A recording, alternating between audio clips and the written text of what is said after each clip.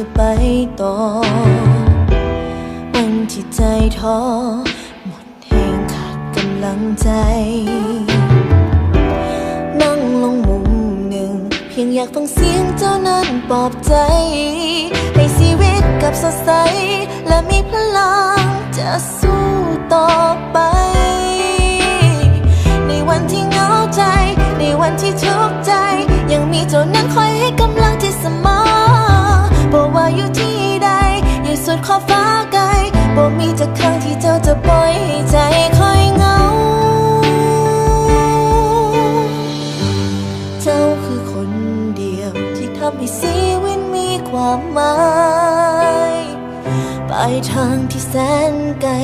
เจ้าคือแห่งกำลังที่ทำให้ค่อยเดินไปบอกว่าวันนี้จะทุกข์เท่าใดเพียงได้ยินเสียงเจ้านั้น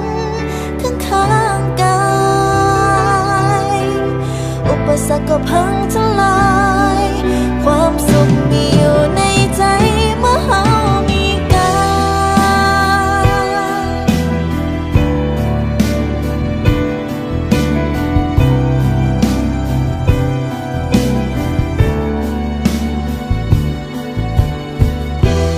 วันที่หัวใจ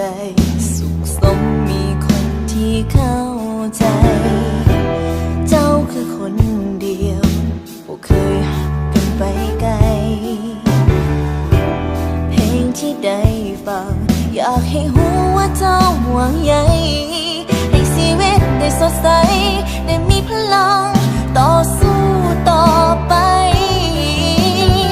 ในวันที่เหงาใจในวันที่ทุกข์ใจยังมีเจ้านั้นคอยให้กำลังใจเสมอบอกว่าอยู่ที่ใดอยู่สุดขอบฟ้าไกลบอกมีจากครั้งที่เจ้าจะปล่อยให้ใจคอยเหงาเจ้าคือคนเดียวที่ทำให้ชีวิตมีความหมายปลายทางที่แสนไกลเจ้าคือให้กำลังที่ทำไม่ค่อยเดินไปว่าวันนี้จะทุกข์เท่าใด